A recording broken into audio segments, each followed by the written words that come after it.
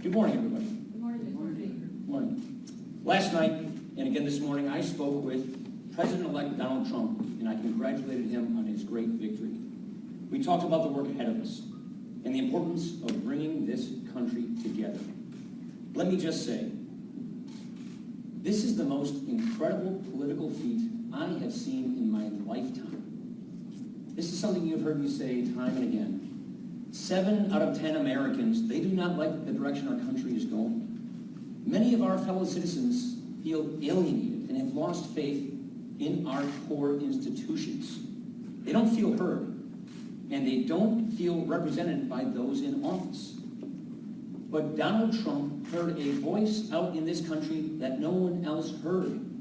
He connected in ways with people no one else did. He turned politics on its head. And now, Donald Trump will lead a unified Republican government. And we will work hand in hand on a positive agenda to tackle this country's big challenges. I want to congratulate my friend Mike Pence.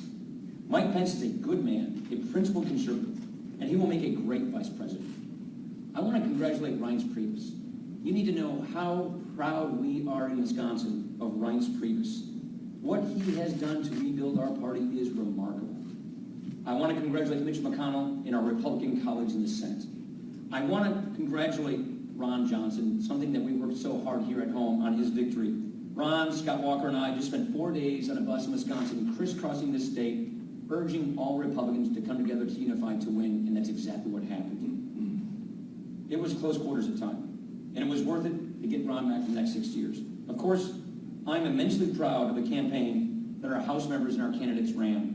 I want to congratulate Greg Walden and the team at the NRCC and our entire House leadership team. What a phenomenal job.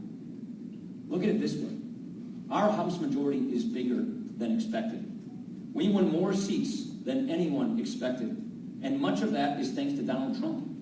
Donald Trump provided the kind of coattails that got a lot of people over the finish line so that we could maintain our strong House and Senate majorities. Now we have important work to do. Many months ago, Republicans in the House united around a bold, specific agenda for this country. It offers a better way forward for America, and it will help us hit the ground running as we work with Donald Trump to do this. We will honor the timeless principles that our country was founded on: liberty, freedom, free enterprise, consent of the governed, and we will apply those principles to the problems of the day. This is the kind of unified Republican government that we set out to deliver. I want to close with this. There is no doubt our democracy can be very messy, and we do remain a sharply divided country. But now, as we do every 4 years, we have to work to heal the divisions of a long campaign. I think President-elect Donald Trump set the perfect tone last night for doing just this. And I know President Obama and Secretary Clinton are committed to bringing the country together. This needs to be a time of redemption, not a time of recrimination. We all need to rededicate ourselves to making America great and making it a more perfect union. With that, let me take your questions. Kelly O. During the campaign, were times when you were critical of Donald Trump, you said you could no longer defend him. Today, clearly, you are embracing him. Some of your colleagues were critical of you, thinking you had not embraced Donald Trump enough during the campaign. Is your relationship with the president-elect and your conservatives in the House intact? Yes, it is. I think our relationship's fine. I've spoken with Donald twice in the last 18 hours. We spoke last night. We spoke again this morning. I spoke with my good friend Mike Pence twice as well. I think we are going to hit the ground running. We're already talking about getting our transitions working together. We're very excited. Look, Kelly, when I say 7 out of 10 Americans don't like the direction the country's going, they just voted. I think what Donald Trump just pulled off is an enormous political feat. It's an enormous feat in that he heard those voices that were out there that other people weren't hearing, and he just earned a mandate. And we now just have that unified Republican government. If you listen to us in the closing days of this campaign, whether it was crisscrossing America or crisscrossing Wisconsin, we were making an appeal to our fellow citizens and to all Republicans to come home and to unify. And we did just that, and that's why I'm excited about where we are. Yeah. During any of your conversations with the president-elect, did he assure you that he supports your speakership? We had great conversations about how we work together on the transition to make this work together. We're trying to get our schedules lined up to meet, to flesh out how we build our transition. how we go forward. And so, yes, I'm very excited about our ability to work together. What do you say to voters in Wisconsin and nationwide who are concerned about some of the things that you were concerned about during this campaign? President-elect Trump's comments about women, Yeah. Muslims, and Latinos. What do you say to people who are concerned? I'll say to Wisconsinites what I said to Wisconsinites before the election. Look at these issues. Look at the potential for our country. Look at the direction we've been going. Look at the direction we need to go. And look at what a unified Republican government can get you. Look, I'm really proud of the fact that for the first time since 1984, Wisconsin's 10 electoral votes went to Republicans. This is an enormous feat.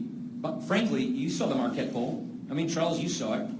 We didn't think it could happen. Donald Trump turned it on its head. Donald Trump delivered the 10 electoral votes. And by the way, he helped elect a strong majority in the Senate and a strong majority in the House. Charles. Let me ask you about that. You said you used the word mandate. You're going to repeal and replace Obamacare. How quickly, how soon, what does it look like? And what do you say to those folks that just don't feel like he is going to be their president? I think after a tough campaign where people believed that they were pitching so hard from one side or the other, the time is to heal and to unify. This health care law, Charles, is not a popular law. This health care law is collapsing under its own weight. And so to your specific question about repealing and replacing Obamacare, this Congress, this House majority, this Senate majority has already demonstrated and proven we're able to pass that legislation and put it on the president's desk. Problem is, President Obama vetoed it.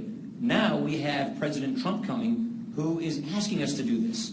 So with unified Republican government, we can fix this. We can fix these problems. Look, it's not just the health care law that we can replace, because we now have shown the willingness and the ability to do it.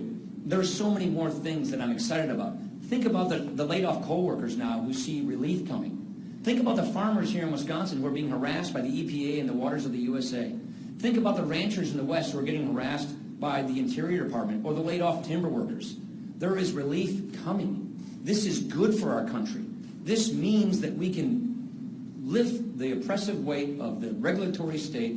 We can restore the Constitution. Think about the conservative, Constitution-respecting judges that will be nominated.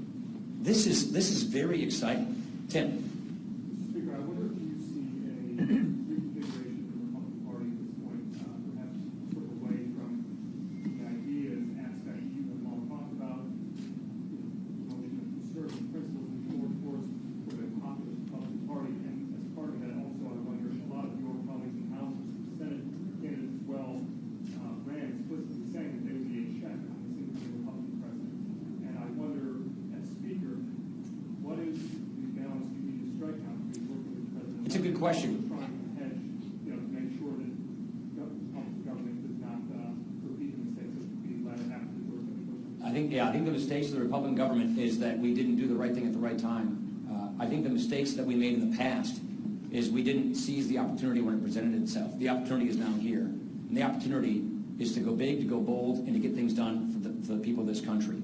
And there are various different kinds of conservatives and different kinds of Republicans. We all come from different corners of our party. The key here is not only to unify and merge these approaches, as you just described, but to also invite everyone else in the country to get us focused on our solutions. What I see here is great potential. What I see here is with a unified government and not having more of this protracted, divided government that has been plaguing us for so many years, what I see now here with a unified government is the opportunity to get back to work for the American people. Donald Trump pulled off an amazing political feat. He deserves tremendous credit for that. It helped us keep our majorities. But it also showed the country that people don't like the direction we were going. We need to change direction. And what I'm excited about is we in Congress, along with our nominee, who is now the president-elect, offered a very specific and clear and coherent agenda on which direction we should take the country. And that is now the direction we're going to go. And that's why I'm excited about working with our president-elect, working with our vice president-elect on the transition to make sure that we hit the ground running. Mr. Speaker, Yeah. Mr. Speaker, you say you want to unify the country, bring people together. I'm hearing a pervasive sense of fear from many people this morning. They don't know what to expect. They're worried about civil liberties being violated, things Mr. Trump has suggested during the campaign. What do you say to that? Well, Frank, I don't think people should be worried about civil liberties being violated because take a look at the judges that he's already said he would choose from to put on the Supreme Court. These are judges that actually respect the Bill of Rights, that respect the Constitution. I think one of the biggest victories of this race is the Constitution itself. And so for those people who are concerned or for those people who who clearly didn't want the Republicans to win. We have a very clear agenda. We believe in the principles that built this country. We believe in the Constitution. We have an agenda to get people back to work. We want to bring accountability to the federal government. We want the federal government to respect the states. This is exciting. And so for those people who are concerned, this is the time to unify, this is the time to heal. And I think, again, our president-elect, he set the right tone last night with his speech, which was to be magnanimous, to be presidential, and to bring people together. Mr. Speaker, you keep saying you're going to work with him on the transition. Just to be clear, you intend to run for speaker. Yes. And Donald Trump's people running his campaign trying to take you out of the primary. So it's not. This is not. I don't worry about things like that, Jake. I don't worry about inter-party issues. I don't worry about inter-party. I feel very good where we are. Donald and I have had fantastic conversations just in the last 18 hours. Mike Pence and I had a great conversation about the transition, meaning how do we make sure that when his hand comes off the Bible, when he's sworn in as president, we are hitting the ground running. And we are very excited about working with him to make sure that that's the case. Last question. Yeah. In terms of hitting the ground running, you got the lame duck coming up. I'm wondering if you were changing your approach on what you've been doing with the short-term spending bill, and are you going to reopen a budget bill to use budget reconciliation for tax reform or Obamacare? I won't get into the reconciliation issues. I think that's something to be predetermined. I want to sit down with our president-elect and his team to talk about what they want to achieve in the lame duck, what work they want to see taken care of now, what work they would like to take up when they come in office. This is something that we're going to have to plan with our president-elect on this transition. But I got to tell you, having been involved in these lame ducks before, it is very exciting to be going into a lame duck where we have a Republican president following right after it. So I'm excited about that, and we're going to coordinate with our president-elect on just what they're hoping we can achieve in the lame duck. Thank you, everybody. Appreciate it. Thank you.